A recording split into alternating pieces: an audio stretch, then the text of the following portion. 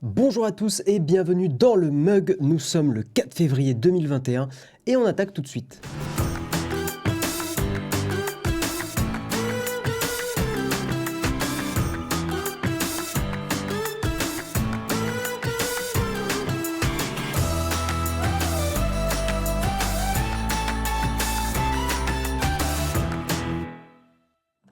Bonjour à tous, je suis très content de vous retrouver aujourd'hui Alors, grosse annonce, sur ma caméra, j'ai activé, parce que je ne l'avais pas spécialement activé, je n'étais pas sûr que ça marcherait très bien, j'ai activé l'autofocus continu. Et là, tous les fans évidemment de l'émission savent que sur un Panasonic, l'autofocus continu est un peu hasardeux. Et je me suis dit, voilà, j'avais un peu maté mon appareil, hein. Je lui avais dit non, tu restes sur un focus fixe sur ta tête, mais j'ai eu envie de l'imprévisibilité de cet autofocus et de tout le fun que ça apporte à l'émission. Donc Jérôme, une pensée à toi. Donc moi en gros j'ai un Lumix G7, c'est le petit frère du GH5 que Jérôme utilise, qui est un appareil de la même gamme, enfin de la même, de la même marque, mais moins cher, moins performant. Voilà, donc il y aura sûrement des ratés, ça sera très sympa, hein. Voilà, Cyril Boucher qui est là et qui utilise la bonne emoji. Cyril, tu gagnes toute ma gratitude. Voilà, je n'ai pas grand-chose à t'offrir de plus, mis à part toute ma gratitude. En tout cas, bonjour à tous. Cactus Focus, ça apporte du piquant. Eh bien, tout à fait, tout à fait. Donc bonjour à tous, hein, salut Brésande, content d'être ici depuis ces 10 mois, et bien merci à toi. Salut Pef, salut Benji, salut Yoma Lasco, bonjour aux nouveaux aussi, j'ai vu quelques personnes qui étaient nouvelles. Je n'ai plus le pseudo de cette personne que j'ai vue tout à l'heure, mais bienvenue à toi. Voilà, bienvenue à toi, j'espère que l'émission te plaira. Nous sommes une revue de presse tech, donc technologie, nouvelles techno, mais ça ne nous empêche pas de débriefer, de parler, de décrypter l'actualité, de parler aussi parfois un peu de politique, hein.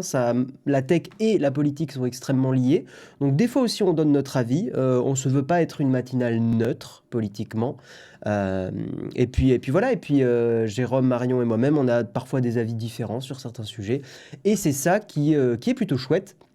Voilà, donc en tout cas, bienvenue dans le Mug, évidemment sponsorisé par nous-mêmes, par par ce Mug, le Mug, parfaitement exceptionnel, disponible évidemment dans la boutique Naotech. Voilà, c'est bon, Jérôme, il va me passer le cachet, tout est bon. Oh, le focus qui a un peu bugué, yes. Je pense que le focus, il a vu le mug, il a fait waouh, incroyable. Bon, aujourd'hui, vous l'avez vu dans le titre, on va parler de l'Apple Car, la voiture Apple. Dire en français, c'est moins classe quand même, hein, la voiture Apple. Bref, en tout cas, Apple et les rumeurs autour de l'Apple Car qui se confirment. J'aurais pas mis ce titre dans le mug si je pensais pas que ça serait, que c'était vrai. Donc effectivement, on a l'Apple Car qui se confirme. On va parler un peu de fibre optique et du réseau de Google, hein, de câbles sous-marins de fibre. On va parler des iPads, la dernière mise à jour en bêta d'iPadOS ou d'iOS 14.5, enfin surtout pour les iPads, qui est assez intéressante. Et je crois pas que Jérôme ou Marion ait parlé spécifiquement de cette annonce-là. On va parler d'Amazon qui fait un truc pas très très joli pour ses employés. Rien de nouveau sous le soleil, mais mes chères personnes qui regardent l'émission, on va parler aussi je vais vous retirer un peu les oreilles à la fin de l'émission, parce que je suis sûr que vous êtes la plupart à ne pas avoir de gestionnaire de mot de passe et à avoir le même mot de passe partout. Et moi, ça me rend pas content. Voilà, ça me rend pas content, parce que le jour où une personne va utiliser votre mot de passe et se connecter à tous vos sites, ça m'est arrivé, vous allez pas rigoler du tout. Voilà, donc ça va être aussi en fin d'émission, je vais vous tirer un peu les oreilles. Et puis on terminera avec une cerise sur le croissant, avec 3 artistes que j'aime bien. J'ai eu envie de faire un truc un peu plus léger, hein. La semaine dernière, on a parlé du Sony Alpha One, qui était un bon gros boîtier, bien pour les photographes et vidéastes pro.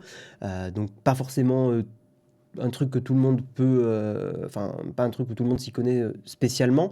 Donc là, ça va être un truc plus général, ça va être une cerise sur le croissant un peu plus général, avec 3 artistes que j'aime bien, qui sont normalement disponibles sur toutes les plateformes de streaming. Donc on en reparle à la fin de l'émission. Je vous propose qu'on attaque tout de suite sur le Kawa.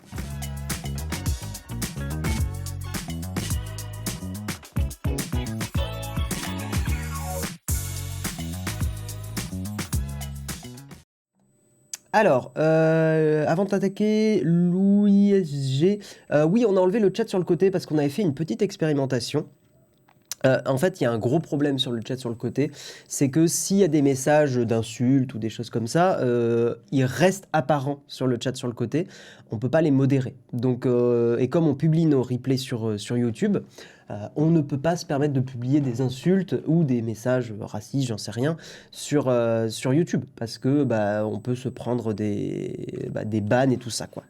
Voilà. Donc c'est pour cette raison-là qu'on n'a pas conservé le chat sur le côté. Veuillez nous en excuser, mais effectivement, pour le coup, c'est vraiment pour des raisons légales qu'on fait ça, et c'est parce qu'on ne peut pas modérer. Alors que si on modère un message et que vous regardez le replay de Twitch, vous ne verrez pas le message. Voilà en gros pour l'explication. On va attaquer avec Google. On va parler pas mal des GAFAM quand même dans cette émission-là. Je regarde, mais quasiment toutes les news sont sur les GAFAM. Mais en même temps, il y a beaucoup de choses à dire aujourd'hui. Donc, Google et sa fibre optique. Alors, je voulais faire un petit sondage ce matin. La fibre optique de Google et par rapport au nombre de connexions, au nombre de câbles. Selon vous, combien de câbles hop, je vous mets le petit sondage, combien de câbles a Google? Tac. Des câbles sous-marins, bien sûr, hein. Nouveau sondage. Combien de câbles, donc de fibre optique, hein, qui permettent de relier plein de pays entre eux, etc. Google possède. Voilà. Et après, pendant que le sondage tourne, on va faire la news. Combien de câbles, mettre un S, de fibre optique Google possède? On va voir, on va dire entre 1 et 5, 5 et 10, 10 et 15. Il faut que j'arrête de faire ça d'ailleurs. 6 et 11, parce que sinon ça marche pas. 12 et... 12 et quoi? Ouais, 12 et 16, truc comme ça. Oui, 12 et 16. Allez, 17 et 21. Voilà, petit sondage qui est démarré. Si vous ne le voyez pas, le sondage, c'est bon, il est démarré, vous pouvez actualiser. Donc en tout cas, avant de vous donner cette réponse et de voir un petit peu votre connaissance sur les câbles de Google qui interconnectent beaucoup de pays. En gros, là, c'est un nouveau câble qui s'appelle Dunant, D-U-N-A-N-T.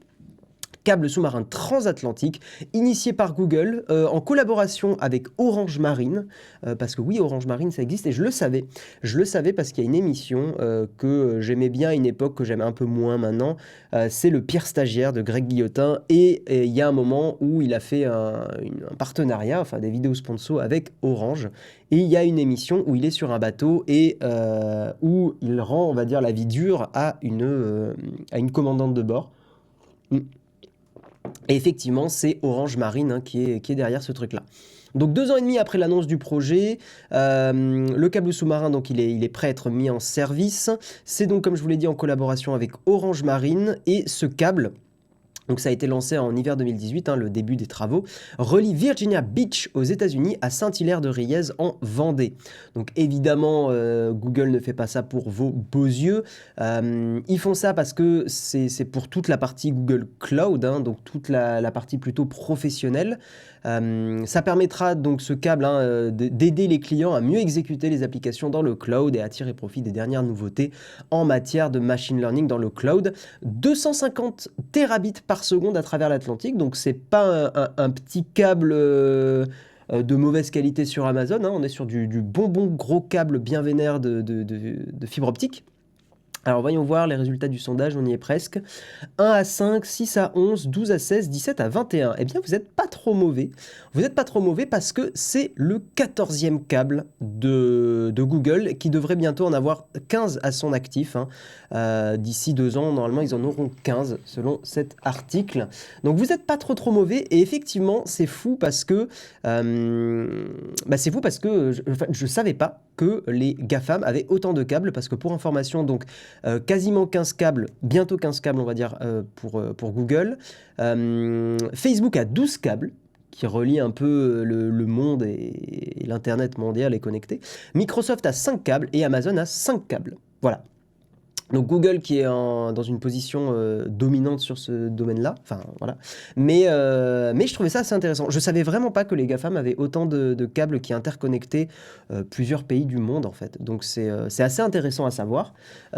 Potentiellement un peu inquiétant parce que toujours cette domination évidemment des GAFAM qui à la fois a des intérêts, hein, on a des super services grâce à eux, mais qui a le pouvoir que ces entreprises ont, hein. J'en ai parlé dans ma vidéo sur Facebook et j'en ai reparlé aussi, j'en avais parlé dans ma vidéo sur Google. Ce pouvoir est énorme, mais à la fois aussi un petit peu inquiétant. J'aurais pensé que c'était bien plus et heureusement je me serais trompé. Merci Aliaslu pour ton réabonnement. Mais tu vois Brézand, je pensais pas qu'en fait c'était à ce point-là détenu par les GAFAM. Je pensais que beaucoup de câbles étaient détenus par des entreprises type Orange, type qu'est-ce qu'on a aux États-Unis, AT&T. Je ne connais pas bien les noms de toutes les entreprises américaines, mais le groupe Vodafone, ils sont encore dans la course. SFR, il me semble que ça appartenait à Vodafone. À une époque, je ne sais pas si Vodafone est toujours la maison mère de SFR. Peut-être pas, hein, j'ai peur de dire des bêtises. Apple tente le sans câble. Très joli, Jérôme, très très joli. C'est vrai qu'Apple n'est pas mentionné dans les GAFAM, là. Donc pour le coup, on a les GFAM, voilà, ou les MAFC. C'est comme vous voulez. Il y a un A en moins parce qu'on n'a pas Apple. Vodafone a revendu. Ouais, il me semblait bien. C'est pour ça que j'avais un petit doute, hein. C'est plus la maison mère. Quand tu as la thune, tu peux tout acheter, tout à fait. Après, c'est pas parce que tu as la thune que tu vas tout acheter, bien sûr. Ça fait partie d'Altis. Ok, merci pour la précision. Merci pour la précision. Mais en tout cas, je pensais vraiment que ces câbles-là seraient possédés et construits principalement par les entreprises de télécom et pas par les GAFAM. Donc c'est en ça que je suis à la fois étonné et allez, un peu inquiet, mais bon. Voilà, le but n'est pas non plus d'évidemment paniquer. Pour avoir d'autres chiffres, pour un petit peu de culture numérique, la Alphabet, donc la maison mère de Google, a annoncé ce mercredi que sa branche cloud a généré des revenus de 3,83 milliards de dollars sur des pertes de 1,4 milliard de dollars. Donc si on fait le calcul, ça fait 2,59. Ouais, c'est ça. Un bénéfice donc de 2,59 milliards de dollars pour le quatrième trimestre 2020. Dites-moi si je me gourde dans mes chiffres, mais normalement, 3,83 moins 1,4, normalement c'est ça. Ouais, 2,59. Je crois, oui. L'activité du cloud comprend donc Google Cloud Platform et Google Workspace, anciennement G Suite, donc la suite hein, Google. Et puis voilà, Elon Musk va péter un câble. Vous êtes chaud sur vos blagues de câbles ce matin là? C'est pas mal. C'est pas mal. Est-ce que j'ai une petite vanne de câble qui me vient à l'esprit? Non, là, je crois que Jérôme m'a un peu coupé l'herbe sous le pied avec son Apple qui pète un câble et tente le sans câble, pardon. Tout à fait. Bref, après ils sont obligés pour les câbles, ils voulaient pas payer la distribution.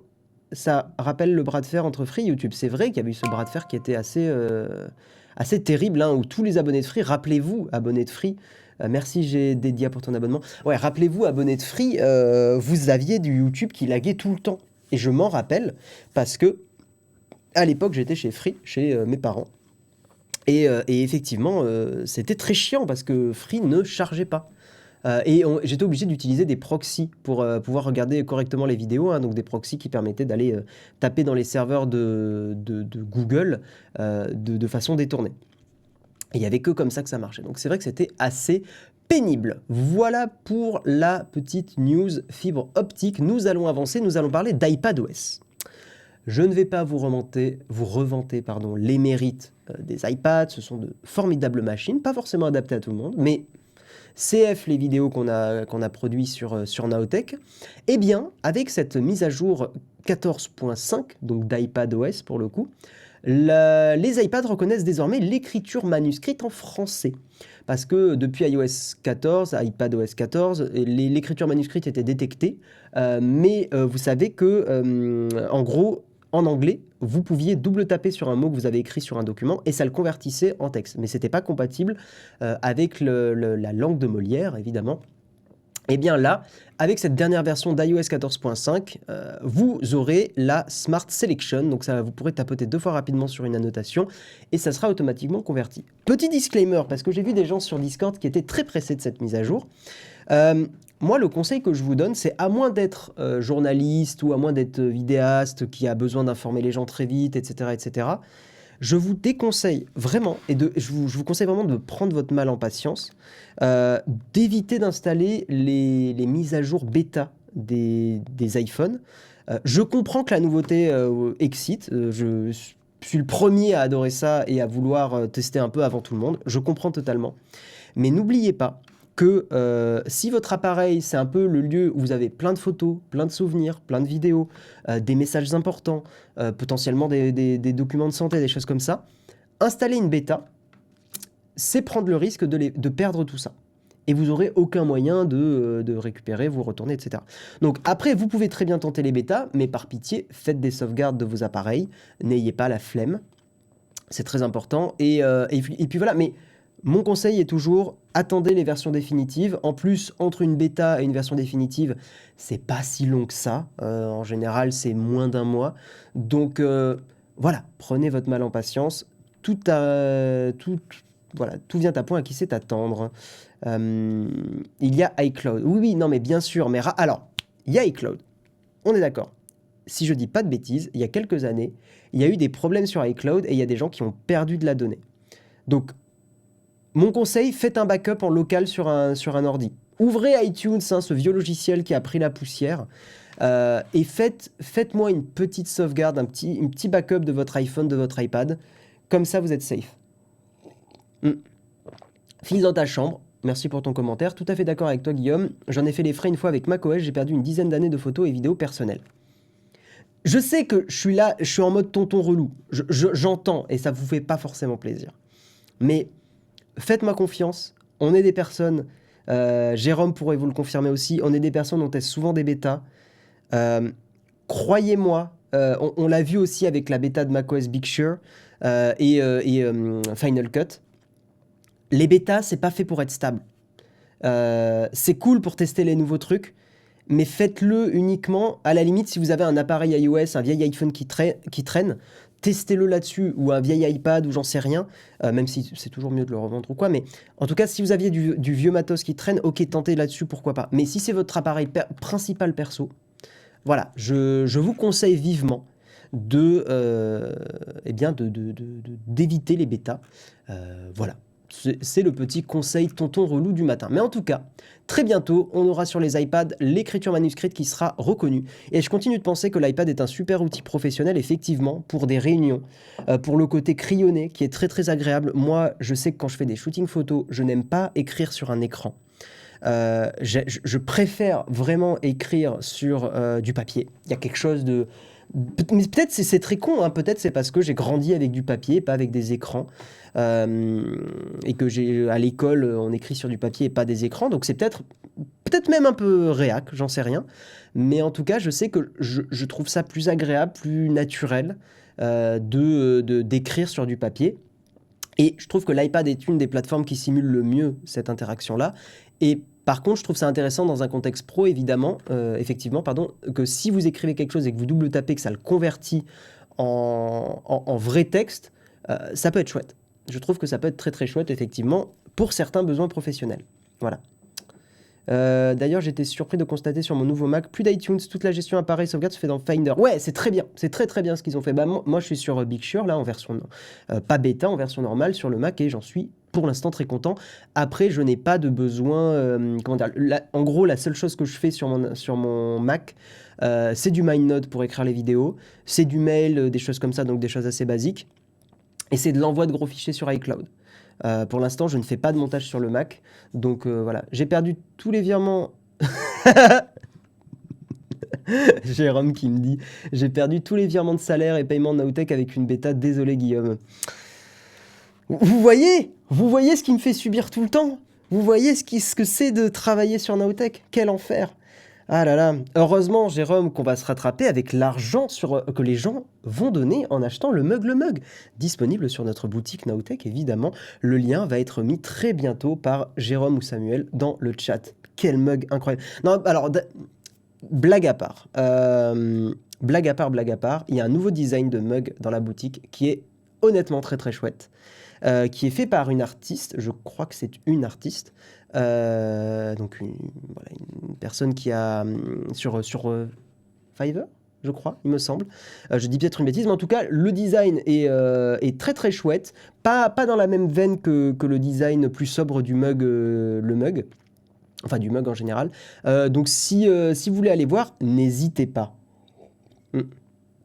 20 ans que je suis sur Apple, j'ai jamais installé une bêta, je préfère attendre la version finale. Moi, je pense que c'est effectivement la bonne solution. Et merci évidemment Samuel pour le lien. Pas encore dispo le nouveau design, mince. Eh bien attendez un peu. Attendez un peu, il va être bientôt dispo. Je croyais qu'il était sur la boutique déjà. Aïe, coup dur. Bref, attendez, j'ai un son pour ça. Bougez pas. Oh non. Ah, si. Aïe, coup dur pour Guillaume. Voilà, aïe, coup dur pour Guillaume, évidemment. Évidemment, évidemment. Merci Sarah BHM pour ton abonnement. Merci, merci. Merci pour ton Prime. Nous allons parler du gros sujet de l'émission, l'Apple Car. Alors, l'Apple Car. Donc, pourquoi les rumeurs se confirment? Parce que déjà, on a de plus en plus d'articles, donc c'est quand même potentiellement un signe que les choses se précisent. Il y a Mister, comment il s'appelle déjà? Ming-Chi Kuo, qui est un des analystes qui donne beaucoup de rumeurs et qui, bon, se gourre hein, des fois, mais là, globalement, voilà, il est en train d'affiner ses trucs, donc ça a l'air d'être plutôt pas mal. En gros, l'analyste nous dit que Apple pourrait collaborer avec Kia, donc une filiale du groupe Hyundai, toujours pour la production de l'Apple Car. Le constructeur sud-coréen pourrait se charger de la production du véhicule aux États-Unis. Et en plus de Kia/Hyundai, d'ailleurs, moi je dis Hyundai, je sais que ma chérie s'est foutue de ma gueule. Hyundai, comment vous dites Hyundai? Hyundai, Hyundai. comment vous dites? Parce que je sens que je le prononce très très très mal. Mais en tout cas, Apple va aussi travailler avec General Motors et PSA. Voilà. Donc constructeurs de taille et expérimentés qui pourraient aider la pomme à aller plus vite et mieux assurer la production parce que Apple n'a probablement pas effectivement la capacité de produire tout dans sa voiture. Hyundai, vous prononcez Hyundai. Oh mais attendez, mais si vous prononcez tous avec des trucs différents, ça va être compliqué. Hyundai, dans les pubs, ils disent Hyundai. Quoi?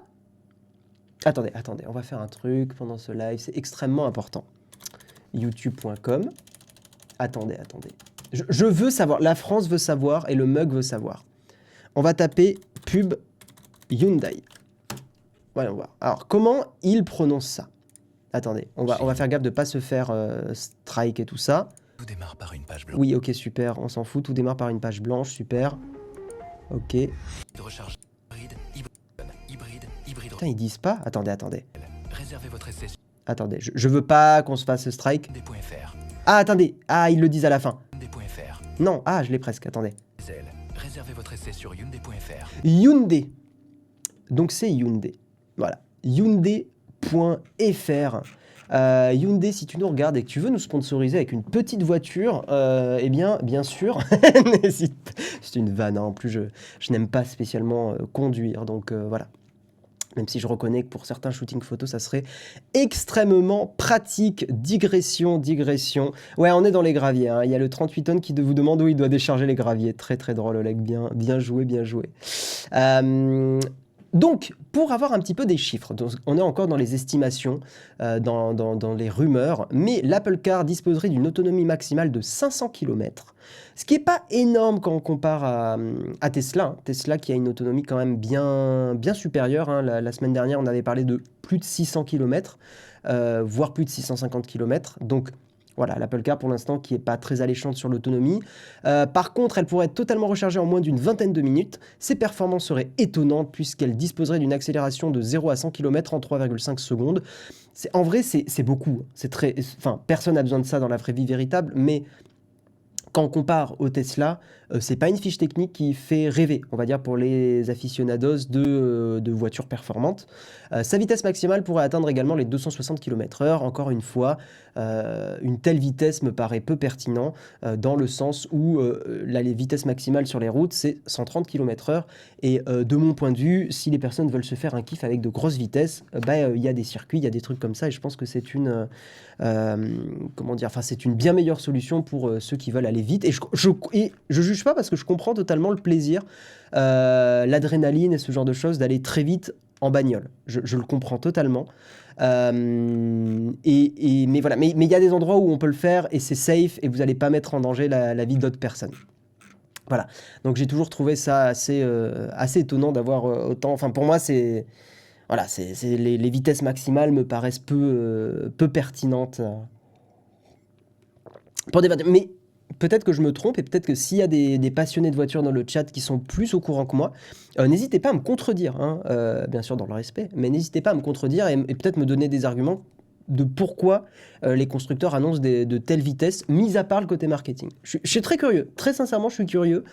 Et sans aucun jugement, parce que je suis pas là dans le jugement, je trouve ça nul. Donc voilà. Oui, il y avait un deuxième article là-dessus, donc par rapport au fait que effectivement Apple et Kia donc vont se mettre à travailler ensemble. Donc c'est un autre article sur Mac Rumors, qui vont se mettre à travailler ensemble pour produire des Apple Cars en Géorgie, mais aux États-Unis, hein, Georgia, pas le pays européen, Georgia aux États-Unis. Voilà, Kia qui pourrait signer un deal le 17 février. Et la date de sortie de l'Apple Car, pour l'instant, l'estimation, c'est environ 2025. Donc c'est pas tout de suite. Les premières rumeurs disaient 2021. Évidemment, je suis comme vous, j'y croyais pas trop. Donc on serait plutôt sur quelque chose sur 2025. Mais en tout cas, je sais que beaucoup de gens disaient non, mais l'Apple Car, ça va pas sortir, etc. Ben voilà, apparemment, les rumeurs se précisent et Apple est quand même en train de bosser sur son Apple Car. Donc, en même temps, ils sont tellement de tunasses que pourquoi pas. Et puis, je pense qu'effectivement, c'est très dans la lignée Apple de continuer à faire aussi des produits de luxe. CF, la vidéo de Jérôme sur les AirPods Max. Apple, s'ils font les AirPods Max, c'est pas pour rien. C'est parce que ils ont besoin de conserver ce côté luxe. Et avoir des produits chers sur une marque qui fait aussi du luxe, c'est très important. Quand on voit qu'Apple a beaucoup baissé les prix de ses iPhones, hein, au final, aujourd'hui, on a des iPhones assez modernes pour 400-500 euros, ce qui n'est pas cher pour du Apple. On a des super iPads qui se démarrent autour des 300-400 euros. Apple a aussi besoin de conserver son image luxueuse et c'est du marketing. Hein, c'est vraiment... Si Apple baisse tout le temps les prix, la marque perd le côté excitation quand vous achetez un produit Apple. Et pour eux, c'est extrêmement important. C'est très, très important. Voilà. C'est complètement du marketing. Volvo, par exemple, met des choses comme bien assez pour le nombre de chevaux et parle de brider ses véhicules à 180 km/h. Bah, tu vois, Bakakome, je pense que Volvo, en faisant ça, va aussi toucher une autre clientèle, qui est une clientèle potentiellement plus sensible à l'écologie, peut-être moins sensible à ces grosses vitesses-là. Et pour une marque, c'est important de taper dans plusieurs clientèles. Effectivement, voilà, moi, je fais partie des gens, tu me dis, la voiture, elle va à 350 km/h, je te regarde, je te fais... Bah, je m'en fous en fait. Mais par contre, tu me dis la voiture, elle a une autonomie de 1500 km, elle est électrique, je suis là, bah, incroyable. Ou la voiture, elle est autonome, je suis là, mais c'est fou, mais vendez-la moi, quoi. Mais par contre, tu me dis la voiture, elle passe de 0 à 100 km/h en 2 secondes, je suis là, bah en fait, j'ai pas envie d'avoir mes intestins qui sortent de mon corps, quoi, quand j'accélère. Non, bien sûr que j'exagère. Mais vous voyez ce que je veux dire, c'est que c'est des... On a tous nos affinités dans des produits et il y a des choses qui vont vous parler à vous, qui me parleront pas à moi et vice-versa. Pour un truc aussi gros qu'une voiture, je suis pas sûr qu'ils vont aller sur du luxe avec une voiture à plus de 100K. Je pense qu'un move de ce type, c'est plus pour accélérer le mouvement écolo d'Apple. Aymeric, vraiment, je pense que c'est une voiture qui va être extrêmement chère. Aymeric, pardon, excuse-moi. Je pense vraiment que c'est une voiture, l'Apple Car, qui va être extrêmement chère. Mais ouais, moi je suis curieux. Je pense que c'est un produit qui va être assez intéressant, assez curieux aussi du truc. Je pense qu'on va être sur une voiture qui va être en partie autonome. Mais par contre, je continue de penser que l'avenir, alors ça c'est une estimation extrêmement personnelle, mais je pense que l'avenir de la voiture ne va vraiment pas être la voiture personnelle. Je suis assez convaincu, j'en discutais un peu avec ma chérie de ça, on a eu un petit débat tous les deux, c'était chouette. Mais moi, je lui disais qu'effectivement, je pense qu'une entreprise aujourd'hui qui construit des voitures, si elle ne commence pas à amorcer le changement vers beaucoup plus de voitures à destination des États, des villes, de faire du B2B, hein, donc vraiment de taper dans le professionnel, je pense que c'est une erreur. Il faut faire ça parce que, pour moi, par exemple, le service que propose Uber aujourd'hui, où vous dites je veux aller quelque part et il y a un chauffeur qui vient, ou enfin un ou une chauffeur qui vient vous prendre, vous récupérer, ça va être automatisé pour moi dans 15-20 ans. Ça va être automatisé et il y aura des services qui, en gros, voiture totalement autonome, vous dites je veux aller d'un point A à un point B et ça va vous amener. Et je pense que d'ici 20-30 ans, donc dans un laps de temps un peu plus long, ça marchera aussi pour des longs trajets. Donc en gros, ce que fait Blablacar, mais automatisé. C'est une estimation. Peut-être plein ne seront pas d'accord. Mais je suis convaincu que d'ici 30, voilà, je dirais d'ici 30 ans, on pourra aller d'un point A à un point B avec un service. Je ne sais pas si ça aura la forme d'appli, j'en sais rien. Mais avec un service, on pourra aller en vacances. Je ne sais pas, moi, Toulouse, je peux aller en Ariège, typiquement. On va dire, aller à Saint-Giron, pour ceux qui connaissent. Le petit marché de Saint-Giron, évidemment, avec des produits de qualité exceptionnels. Et bien sûr, hein, toujours l'Ariège. Moi, j'aime beaucoup l'Ariège. C'est un département que j'aime énormément. Mais vous voyez, typiquement, aller à Saint-Giron, bam, en une appli, je dis, bah, je veux aller à machin. Ça va me coûter un certain prix, évidemment, parce que ça va être un service. Mais comparé au prix qu'une voiture coûte par mois, parce que une voiture, c'est triste, mais c'est vrai que ça coûte cher, entre les frais de réparation, entre l'assurance, entre des accidents qui peuvent aussi coûter cher en réparation, etc. etc. Donc, je pense que payer un trajet comme ça, même une trentaine, quarantaine d'euros, c'est intéressant. Après, ça ne remplacera pas pendant un moment les gens qui en ont besoin professionnellement de leur voiture. Je pense que là, il y aura encore un truc à prendre. Mais voilà, moi c'est mon estimation. Salut Guilpa, bienvenue à toi, bienvenue dans l'émission. Le problème restera le rural et les usages pro. Bien sûr, non mais tout va pas se faire d'un coup. Oui, le développement du transport en commun privé, j'ai un pote qui est en train de développer ça. Moi je suis convaincu que c'est l'avenir, mais pas tout de suite. Du coup, comment t'expliques à la voiture que tu veux t'arrêter pour manger et faire pisser la petite? Mais Drizzy, je pense que ça sera des choses qui auront été pensées. Complètement. Je pense que tu pourras... En fait, ta voiture, tu pourras la contrôler et tu pourras lui dire, en un coup d'appli, arrête-toi à la prochaine aire d'autoroute. Ou rends-toi à cette adresse temporairement parce que je veux m'arrêter. Parce que j'ai besoin de m'arrêter, etc., etc. Ou en urgence, arrête-toi sur la bande d'arrêt d'urgence. Tu vois, que tout sera possible. Mais ça sera automatisé. Dans les pays en voie de développement, genre l'Ari... Putain, cette violence. Dans les pays en voie de développement, genre l'Ariège, pas sûr que l'état des routes permette la voiture autonome. Tu rigolerais, mais l'état des routes en Ariège est pas du tout mauvais. Et même dans les collines, dans les cols, la fatigue, dans les cols, etc., la route est pas dégueu. Hein. C'est un peu serré des fois, donc tu serres un peu les fesses quand tu vois un peu le vide sur le côté. Mais honnêtement, l'état des routes, on a de la chance en France, on a vraiment des routes qui sont plutôt de bonne qualité. Vous feriez confiance à un programme pour vous conduire à 120 km/h. Beaucoup plus qu'un humain. Beaucoup plus qu'un humain, Oxymore. Moi, je fais partie des gens qui font plus confiance à la machine qu'à des humains qui sont bien plus faillibles sur la route. Voilà. On va avancer, parce qu'il est déjà 8h34. Et nous allons parler un autre sujet assez épineux. Mais bon, désolé, hein, je ne peux pas lire tous vos commentaires, parce que sinon, l'émission durerait 4h30. Mais c'est très intéressant de voir tous vos messages. Si jamais, regardez Transpolis, la ville teste dans l'Ain pour les voitures autonomes. Ah, c'est intéressant ça. C'est intéressant, c'est intéressant. Pas possible avec un fourgon d'artisan. Bien sûr, mais tu vois, Techni, je pense que ton besoin à toi sera pas du tout migré avant une trentaine, quarantaine d'années, gros minimum, parce que tu as des besoins pro spécifiques. Mais ton besoin va se... Enfin, ton cas est assez marginal. J'ai déjà vu ton fourgon, donc je sais. Donc ton cas est assez marginal. Je pense que vraiment, en fait, il y a une grosse majorité des gens, les besoins, ils sont très, très simples, en fait. C'est aller au boulot, aller en vacances, aller voir des amis, aller voir de la famille, et c'est des choses qui peuvent être facilement automatisées. Par contre, évidemment, il y a d'autres trucs, d'autres besoins très professionnels qui sont plus compliqués. On ne doit pas s'arrêter sur ces voies d'urgence pour le pipi de qui que ce soit. Non, bien sûr, Christophe, c'est pas ce que je disais. Hein. Je disais vraiment l'arrêt d'urgence, que ça reste possible, mais que ça soit exceptionnel, mais que tu en aies la possibilité. Je travaille dans le domaine avec des responsables IA des grands constructeurs, ils sont beaucoup moins confiants que toi pour les projections de temps. C'est-à-dire, Jimas, je suis curieux que tu développes ton commentaire. Tu veux pas rester 4h30 avec nous, Sniff? Mais malheureusement, vous savez, Jérôme, il est pas loin. Hein, et là, il a le fouet et il est prêt à me fouetter si je bosse pas assez. Hein. Il est là, à côté. Hein.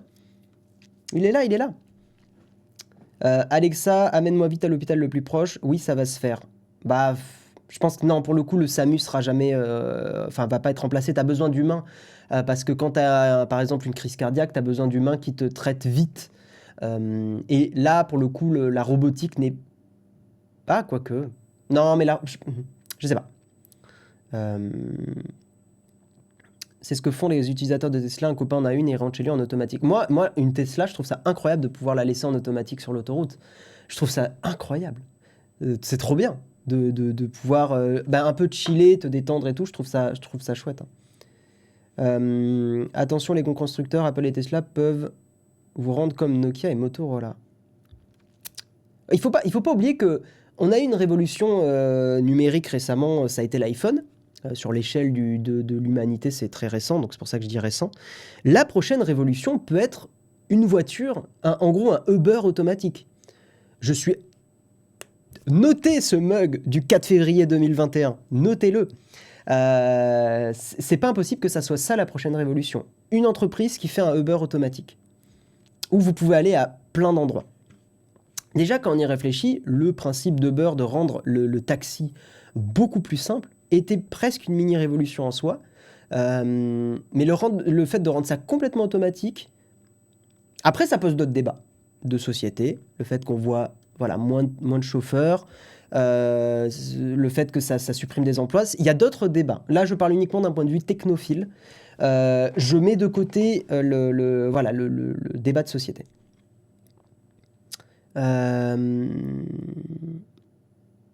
Je prenais jamais le taxi avant Uber et on est plein dans ce cas. Ils ont créé le besoin, hein, Uber, hein, ok Nathan. Ils ont réussi à créer en partie le besoin. C'était le but initial d'Uber, tout à fait. On va avancer. On va parler d'Amazon. Je suis désolé, hein, sans transition, mais ouais, l'heure tourne et il faut avancer. Mais c'est super intéressant de parler de ça avec vous. Et au pire, on continue le débat dans les camps de fac. Mais je trouve ça super intéressant. Changement de sujet, on va parler d'Amazon. Amazon qui utilise des caméras équipées avec de l'intelligence artificielle dans les vannes de transport, dans les camions de transport.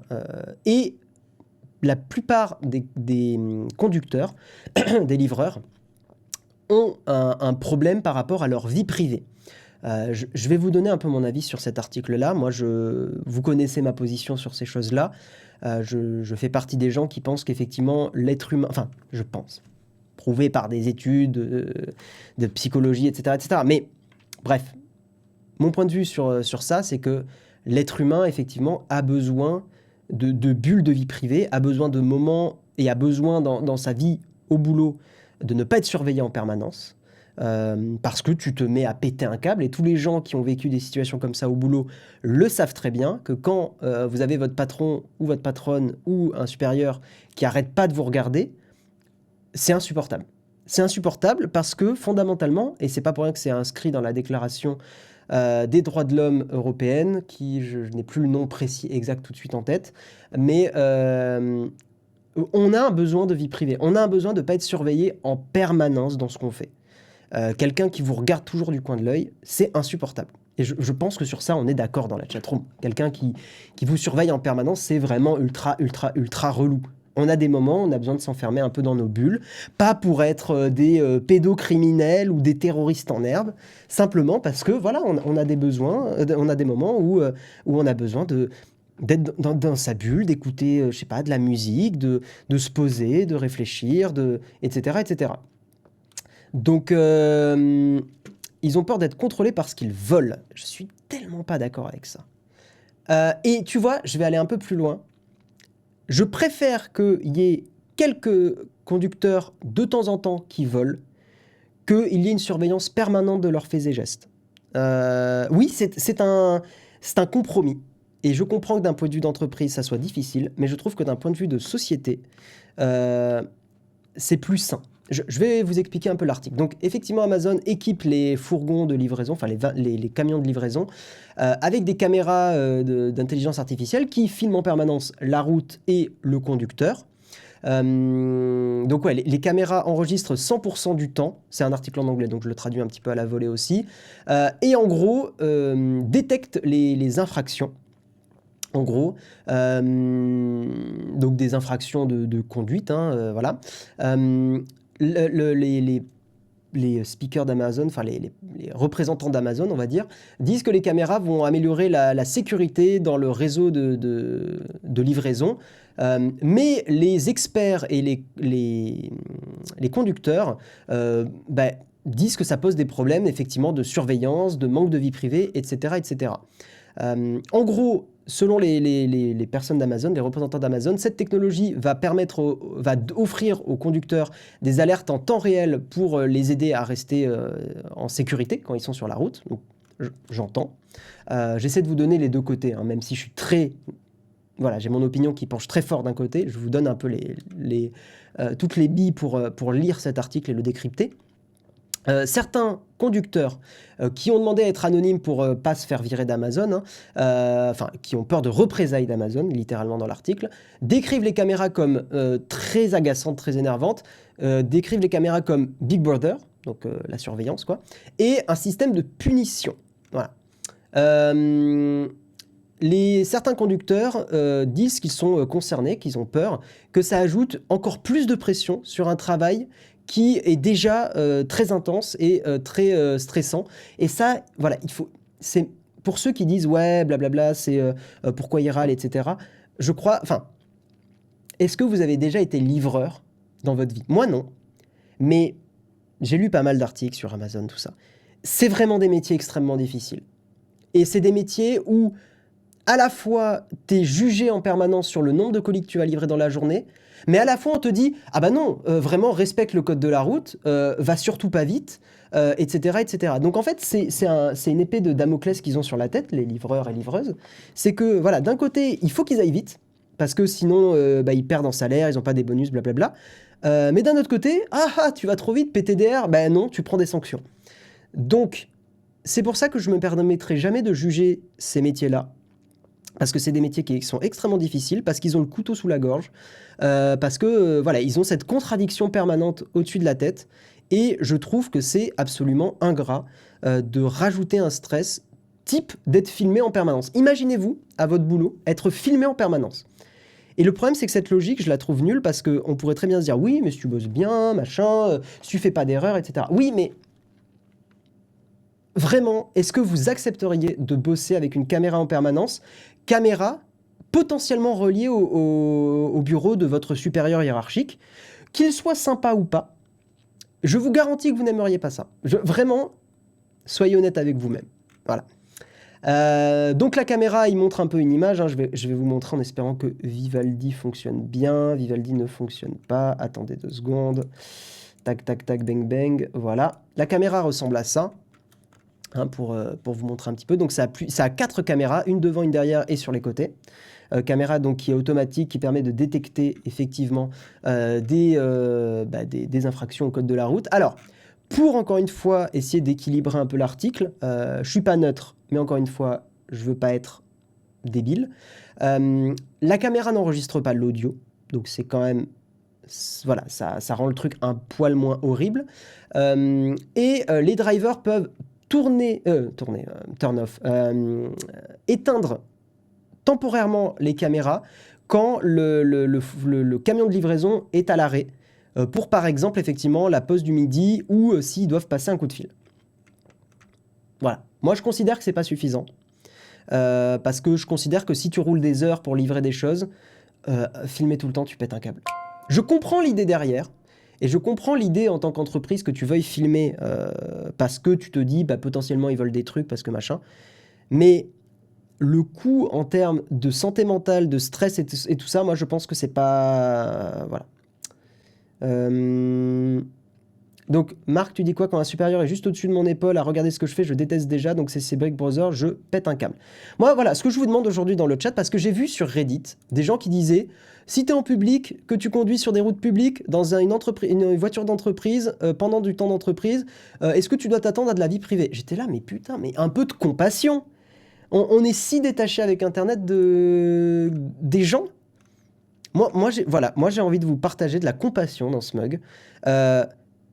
Je trouve ça très dur d'infliger ça à des métiers qui sont déjà extrêmement stressants, payés au lance-pierre.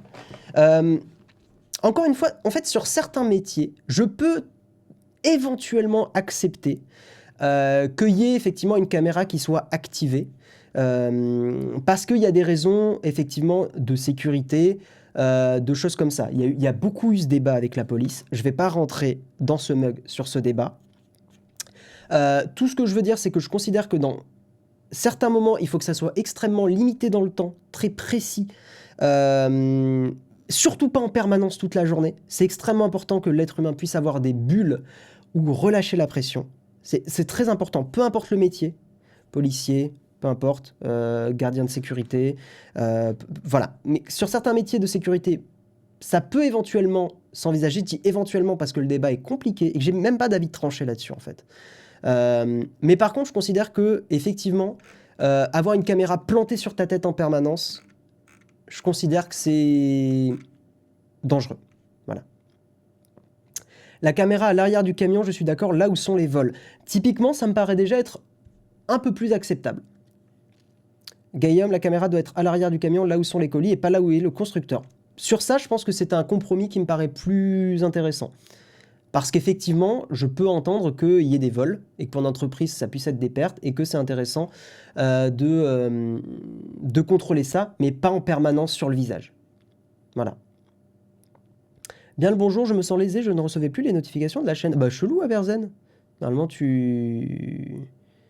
Normalement, ça marche. Moi, j'ai eu la notif sur mon téléphone, donc ça devrait marcher. Les open space, c'est la même chose. On prend de l'intégration sociale, mais au final, son superviseur nous vise en permanence. Moi, j'ai eu de la chance, parce que là, pour ceux qui n'étaient pas au courant, donc j'ai rebossé en entreprise pendant un peu plus d'un an. J'ai eu de la chance. J'ai vraiment eu des supérieurs hiérarchiques qui étaient cool, qui n'étaient pas à micromanager tout le temps, donc c'était chouette. Mais je pense qu'effectivement, quand tu as des gens qui te surveillent en permanence, c'est insupportable. Je vois pas le problème de filmer. D'ailleurs, une dashcam aide à disculper les conducteurs. Griffon, après, j'entends, hein, les gens peuvent avoir un avis différent du mien. Je sais qu'il y a des gens qui sont pas gênés par une caméra comme ça. C'est vrai qu'il y a des personnes que ça ne gêne pas. Je l'entends. Voilà, il faut tout pour faire un monde. Je pense que c'est une mauvaise chose. Et encore une fois, c'est pas parce que certaines personnes ne sont pas gênées que ça enlève le problème pour les personnes qui sont gênées. Lyon de Juillet qui dit « Moi, dans mon boulot, chauffeur-livreur, on m'a toujours dit « livre vite, mais roule cool ». Bizarre comme consigne. C'est ce que je vous dis. C'est qu'ils ont une contradiction sur la tête. Et c'est pour ça que ce matin, je veux qu'on ait un peu de compassion. C'est que c'est vraiment un métier difficile. Et que on leur demande d'aller vite, mais on leur demande de respecter le code de la route. Il y a une contradiction. Tu peux pas aller plus vite que tout le monde et respecter le code de la route. Voilà. Ce qui est important, c'est de savoir ce qu'ils feront des images. Alors, Geek au poulet, très bonne remarque, et d'ailleurs, j'avais surligné un truc que j'allais oublier. Les représentants d'Amazon n'ont pas répondu aux questions par rapport au fait de comment les enregistrements sont sécurisés. Voilà, et même utilisés d'ailleurs, hein, c'est expliqué un peu dans l'article. C'est pas... Enfin voilà, il n'y a pas de... Il n'y a pas vraiment de détails sur comment ça va être spécialement utilisé. Donc on plante une caméra, on n'est pas vraiment sûr de comment ça va être utilisé, mais ça fout une pression énorme sur les conducteurs et conductrices. En même temps, avec le GPS, on sait tout de la vitesse que tu as parcouru en combien de temps, etc. C'est vrai que c'est déjà un moyen de surveillance, mais c'est moins intrusif. Être filmé tout le temps, c'est très très fatigant. On va changer de sujet, on va avancer, on va reparler de Google. Google en combat avec l'Australie. On en a parlé dans le mug. Le petit récap en gros résumé, c'est que local publishers and broadcasters, en gros les journaux locaux, etc., enfin la presse locale et tout ça, sont en combat avec Google parce que c'est un peu ce qui s'est passé en France, hein, avec les journaux et voilà, c'est que Google réutilise le contenu de ces journaux-là, etc., sur son feed, sur ses recherches et son newsfeed, mais ne les paye pas, hein. On a vraiment eu ce même problème en France. Sauf que le bras de fer entre l'Australie et Google s'intensifie. Et nouvel arrivant dans le combat, celui qui arrive, vous savez, dans un bon gros combat un peu violent, qui arrive et qui met un petit coup de poing, une petite claquounette à l'un des deux combattants. Et en gros, c'est Microsoft qui est arrivé. Et Microsoft a dit dans une déclaration, nous ne ferons jamais une telle menace, parce que Google a menacé de quitter l'Australie et d'arrêter de fonctionner en Australie. Donc Microsoft est arrivé et a dit, nous ne ferons jamais une telle menace de quitter un pays. C'est parce que effectivement Microsoft, comme Apple, comme Amazon aussi, n'ont pas exactement le même modèle que Google et Facebook, hein, le business model, qui n'est pas la data, mais qui est plus sur des produits et tout ça. Donc effectivement, Microsoft peut se permettre de dire nous ne ferons jamais une telle menace. Et en gros, que blablabla, l'Australie et Microsoft, c'est une longue histoire d'amour, hein, je schématise un peu le message. Nous voulons continuer à supporter la sécurité du pays et le succès économique de l'Australie. Voilà, alors pour information, Google en Australie, c'est 94,5% du marché et Bing, c'est 3,6%. Donc, est-ce que l'Australie va se retrouver avec Bing d'ici quelques mois, quelques années? On ne sait pas. Moi, je trouve ça intéressant que Google... On voit quand même, hein, de plus en plus que Google et Facebook sont un peu dans la sauce, hein. Enfin, on sent que le business model de ces deux GAFAM est remis en cause de plus en plus. Et de mon analyse, qui est probablement un peu naïve et aussi un peu limitée, hein, je ne suis pas omniscient, etc., mais je pense qu'on est sur le début du déclin de ces business models. Le déclin des business models centrés dans la data, hein. Et c'est pas pour rien que Google et Facebook, principalement ces deux entreprises, se diversifient. C'est pas anodin, c'est vraiment pas anodin. Donc pour moi, on est sur le début du déclin de ces business models parce que les États durcissent le ton. Enfin ouais, beaucoup de pays, voilà, la taxe GAFAM, on l'a vu en France, etc. Et beaucoup de gens remettent en cause, hein, toute cette invasion de vie privée, toute cette domination, tous ces monopoles. Il y a des lanceurs d'alerte, même au sein de Google, hein, c'était Aril, j'ai plus son nom de famille, mais qui était un des premiers lanceurs d'alerte à dire que les entreprises hackaient le cerveau, hein, hackaient votre dopamine pour vous faire revenir, pour créer des petites machines à sous sur votre téléphone. On en a parlé, allez voir ma vidéo sur Facebook, sur Nowtech. Mais voilà, donc c'est intéressant de voir ce déclin. Tout est cyclique, d'anciens modèles remis au goût du jour peuvent refaire surface. Tout à fait. S'il remplace Google par Bing en Australie, je ne ferai plus confiance aux développeurs australiens. C'est vrai que Google, quand on est développeur, c'est très puissant. Avançons, parlons, pour terminer sur le kawaii des 8h54, ça va. En gros, pour vous inquiéter un petit peu, mais dans le bon sens du terme, parce que ça va probablement vous motiver à utiliser un gestionnaire de mots de passe, plus de 3 milliards d'emails et de mots de passe qui ont été leakés. En gros, il y a une compilation qui a été publiée sur Internet de plein de failles de sécurité qui contient des moyens de se connecter à vos sites. Et alors, comment ça se passe en fait, pour vous récapituler le truc rapidement, comment ça se passe? Comment une personne pirate votre compte? La personne, elle essaie pas forcément, vous, individuellement, de vous pirater le truc. En fait, ces personnes soit achètent ou utilisent des listes de mots de passe et de comptes qui ont été leakés, révélés sur Internet, avec donc, oui, voilà, votre email ou votre identifiant et votre mot de passe. Et cette personne va essayer cette combinaison-là sur plein de vos sites. Et ça permet, en faisant ça, effectivement, d'accéder à, par exemple, votre Amazon, ça permet d'accéder à votre Cdiscount, votre site de banque, et derrière, de faire des opérations frauduleuses, etc. Donc, comment se prémunir de ça? Eh bien, c'est très simple. Il suffit d'utiliser des mots de passe compliqués, différents sur tous les sites, parce qu'au moins, si vous vous faites hacker sur un site, enfin hacker, le mot est pas bon, mais si une personne mal intentionnée se connecte sur un de vos sites, elle va pas se connecter sur tous vos sites. Donc, ce que je vous demande là, pour ceux qui n'ont pas fait cette démarche, au moins sur votre mail principal, utilisez un mot de passe différent. C'est-à-dire, vous avez un Gmail, vous avez un Hotmail, vous avez un Postéo parce que vous êtes une personne soucieuse, encore plus soucieuse de votre vie privée, Proton Mail, j'en sais rien. Bon, sur votre mail principal, faites-moi le plaisir aujourd'hui d'avoir un mot de passe unique, jamais utilisé sur tous vos autres services. Voilà. C'est le premier truc que je vous demande. Et le deuxième truc, c'est d'avoir un gestionnaire de mots de passe pour avoir des mots de passe différents sur tous vos sites. Alors je sais que des gens sont en mode « mais ça va être trop chiant parce que si je fais ça, il faut que je change tout ». Non. Ce que vous faites, c'est que vous installez un gestionnaire de mots de passe, type Bitwarden par exemple, qui est très bien et gratuit. Vous installez un gestionnaire de mots de passe comme ça, et en fait vous le laissez pivoter. Pivoter, pourquoi je dis pivoter? Vous le laissez vivoter. C'est-à-dire que vous l'installez, machin partout, et en fait, comme ça, quand vous allez vous inscrire sur un nouveau site, c'est votre gestionnaire qui va vous générer le mot de passe pour vous. Donc vous aurez un nouveau site qui sera correctement géré. Donc ça, c'est cool. Merci DR Barge pour ton abonnement. Et quand vous n'aurez pas trop la flemme ou quand vous aurez un moment où vous vous ennuyez un peu, vous changez de temps en temps des vieux mots de passe sur des vieux sites. Voilà. Et comme ça, vous le laissez vivoter, machin. Et vous allez voir que, en fait, si vous le faites comme ça, le changement n'est pas très chiant. Voilà.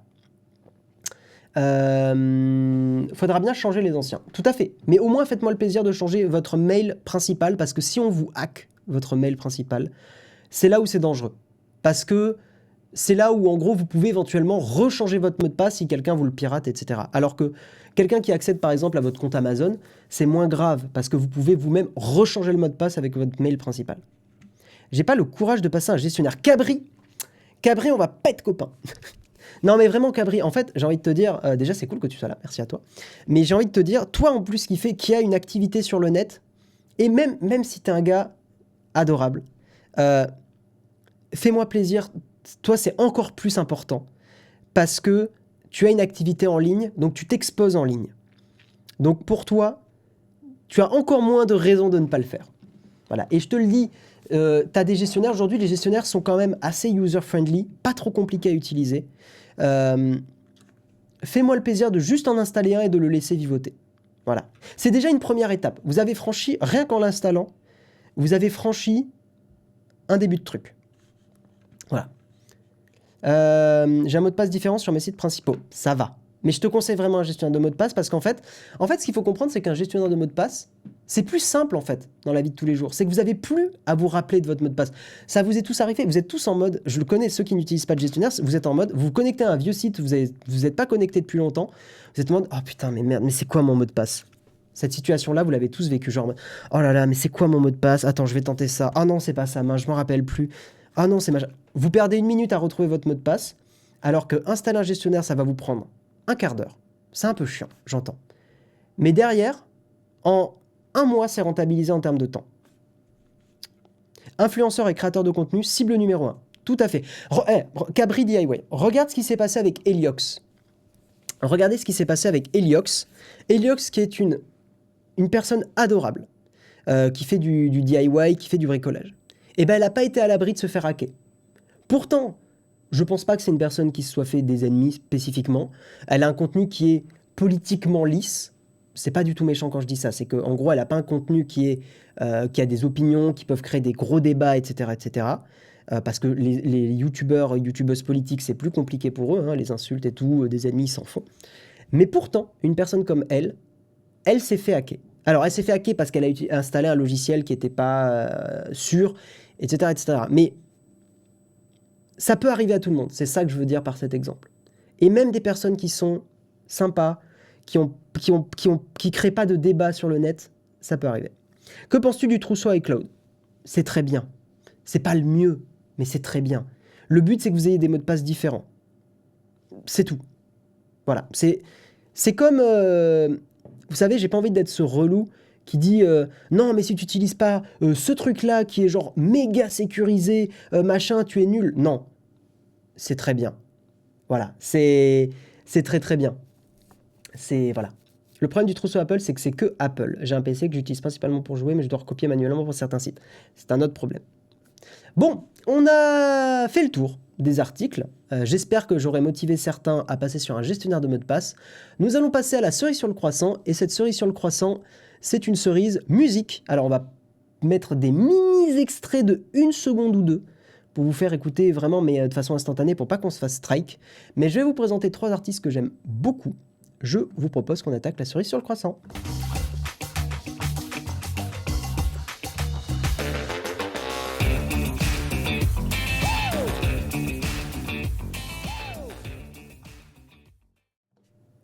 Et dans cette cerise sur le croissant, je vais vous parler de 3 artistes. Le premier, c'est un artiste qui s'appelle Mikel. On va passer sur Vivaldi. Le premier, c'est un artiste qui s'appelle Mikel, qui est un artiste allemand. Et Mikel, il s'est un peu spécialisé dans un truc que j'aime bien. C'est que, je vais vous copier le lien, voilà, hein, que vous l'ayez dans le chat. Donc si vous n'avez pas Spotify, vous pouvez le taper sur YouTube, peu importe, hein, vous trouverez. Mikel, il s'est spécialisé dans des remixes hip-hop. Donc hip-hop pas avec du rap hein, par-dessus, donc c'est pas rappé.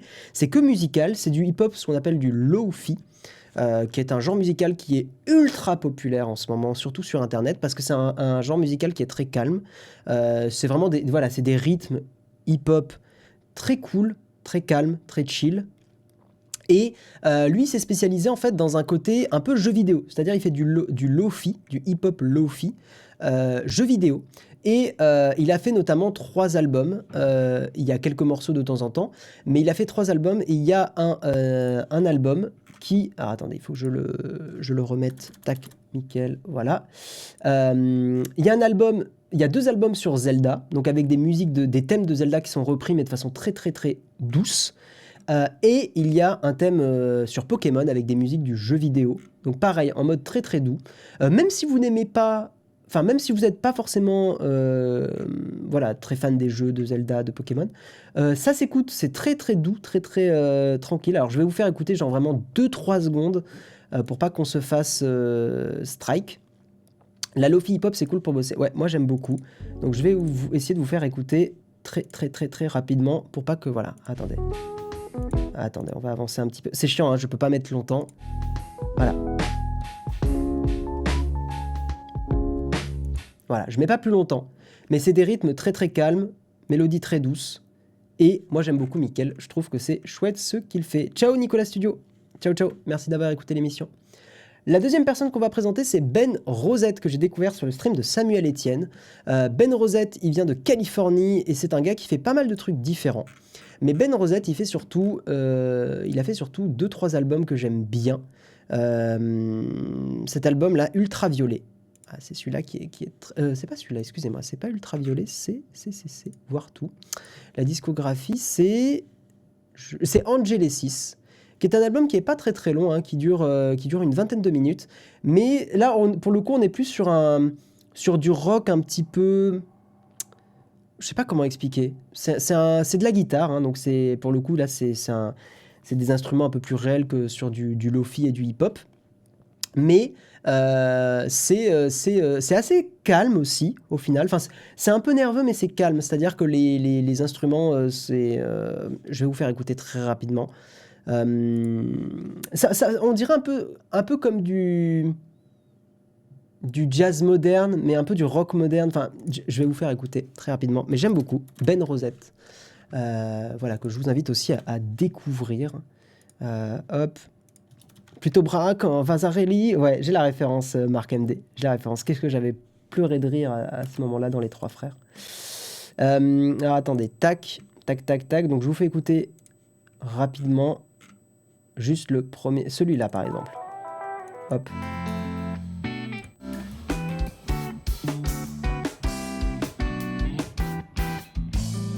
Voilà, vous voyez un peu le style. Je mets pas plus longtemps pour pas qu'on se fasse strike, etc. Mais voilà, c'est très calme, c'est très cool. Ça passe bien en fond pour bosser aussi. C'est très chouette. C'est un peu de jazz. C'est jazz rock un petit peu. C'est jazz stoner. Je vous fais écouter un autre mini extrait.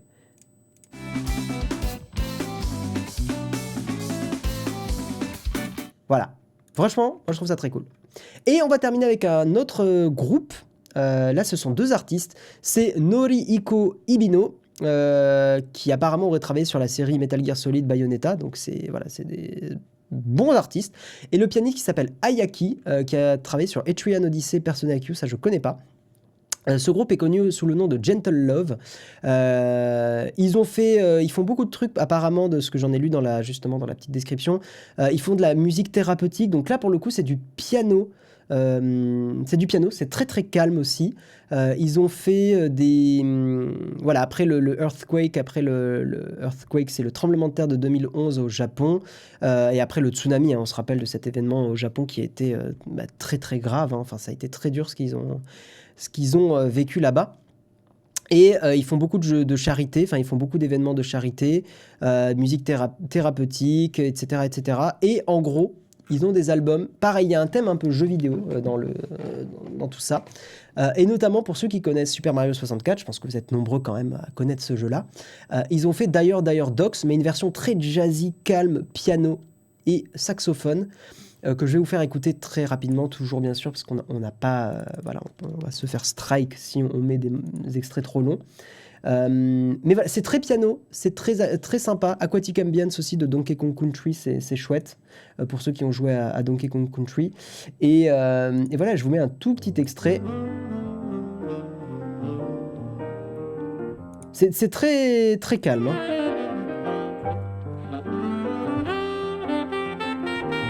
Voilà, je mets pas plus longtemps. Ça veut dire quoi de la musique thérapeutique? C'est médical. Écoute, ils se décrivent comme ça. Je saurais pas trop te le dire, mais voilà, c'est très calme, c'est très piano, très, très jazzy, très cool. Et si vous connaissez pas, et ben voilà, vous avez découvert aujourd'hui Gentle Love. Ils ont plein d'albums. Ils ont fait aussi un album, putain, moi, sur un jeu que j'ai adoré. Il est dans la discographie de Shovel Knight. Si vous avez jamais joué à Shovel Knight, je vous le recommande fortement. C'est un petit jeu de plateforme en 2D. Super bien. Shovel Knight, c'est trop trop cool. Trop calme. Ah, mais ça dépend des gens. Moi, j'aime bien. Mais en fait, moi, je suis très variable, hein. J'écoute des trucs très vénères des fois, et puis le lendemain, j'écoute des trucs extrêmement calmes. Ça dépend un peu de mon humeur, hein. Je peux vraiment passer d'un bon gros métal bien, bien vénère à un truc très très calme comme ça. Du moment que ce n'est pas New Age. Ah là là là là. Bon, eh bien, ceci étant partagé, je vous propose que nous passions au camp de fac. Vous avez des questions, j'ai peut-être des réponses. Let's go!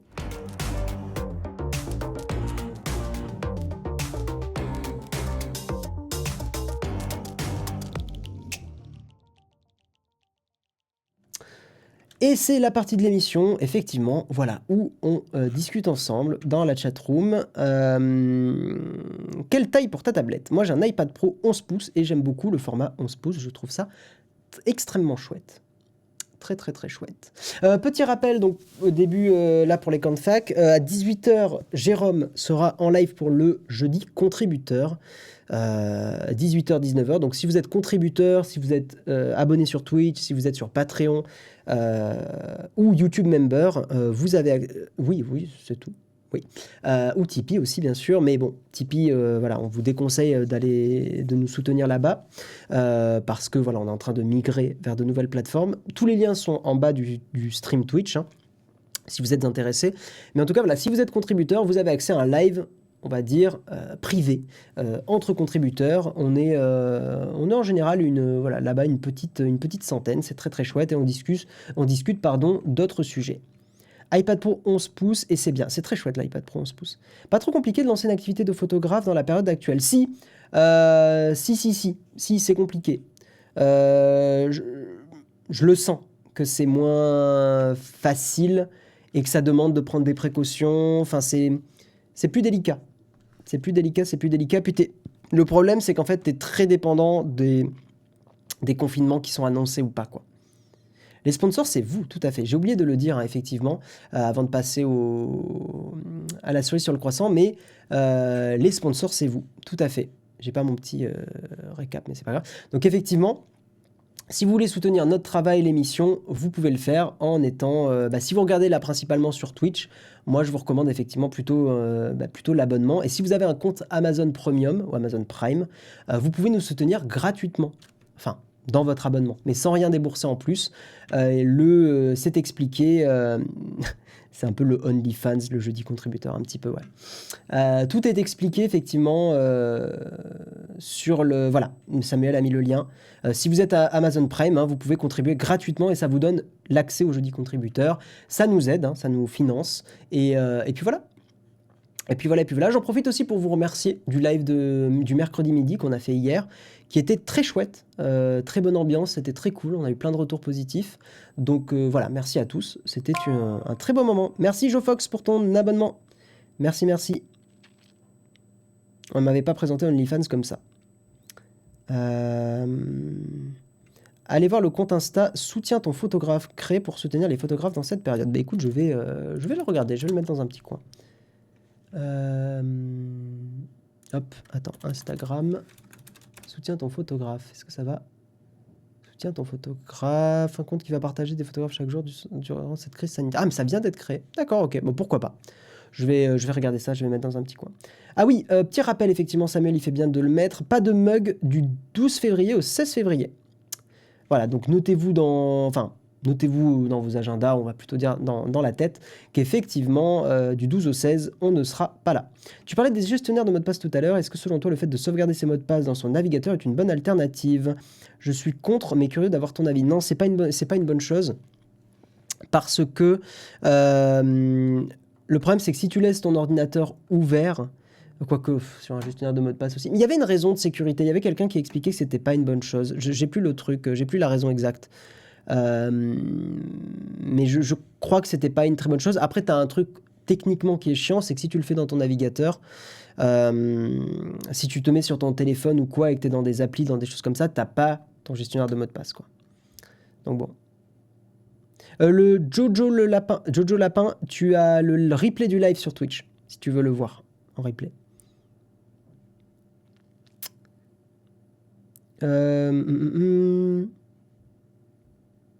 Oui, 12 et 16 compris, tout à fait. On sera pas là, le mug sera pas là du 12 au 16 inclus.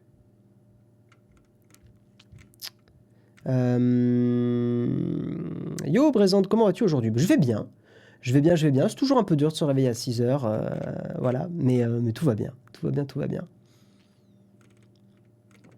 En tout cas, c'était cool aujourd'hui, là, les petits retours sur l'Apple Car, c'était chouette d'avoir un peu vos avis. Je trouve que c'est marrant, hein, mais les débats sur la voiture sont souvent assez polarisants. Je pense que c'est parce que vraiment, il y a une fracture assez importante entre les personnes qui utilisent leur voiture pour aller tous les jours au boulot, qui sont une grosse partie de la population française évidemment, et les personnes qui n'ont absolument pas besoin de voiture dans leur vie au quotidien. Donc en fait, ça crée une grosse fracture sur le plaisir de conduire, sur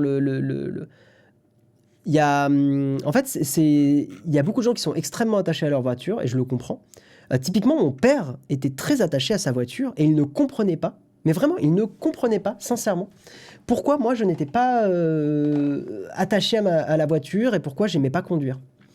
Et je pense que il y a peut-être un truc un peu générationnel aussi, j'en sais rien, mais c'était assez intéressant de voir ça, et de voir Vraiment, je me rappelle du regard de mon père qui était vraiment étonné, sincèrement. Et je lui disais, mais je sais pas, enfin moi la voiture ça me saoule.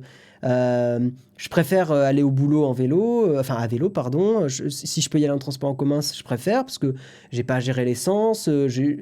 Tu sais que si tu as un petit accrochage, c'est super chiant. Enfin, il y a tout ça, quoi. Bref. Sans voiture, pas de travail. Mais je pense que voilà, c'est aussi, il y a aussi pour des personnes pour qui la voiture est absolument indispensable, bien sûr. On prend conscience de l'impact aujourd'hui que peut avoir la voiture. C'est pas le cas des anciennes générations, je pense. Je mets de côté le débat écologique, Guico Poulet. Écologie à part. Pensez-vous que la maîtrise de la fusion nucléaire va complètement changer notre monde? Je sais pas, je suis pas expert, j'en sais rien. Vous faites la Saint-Valentin durant 3 jours, je ne sais pas. Je sais pas, il faut demander à Jérôme ça. Perso, la voiture c'est une passion, mais conduire en ville ça rebute. Je pense qu'effectivement quand tu as une bagnole en campagne c'est déjà plus sympa. La voiture est une galère en ville, mais vitale à la campagne et à la montagne. On est d'accord, Techni Savoir.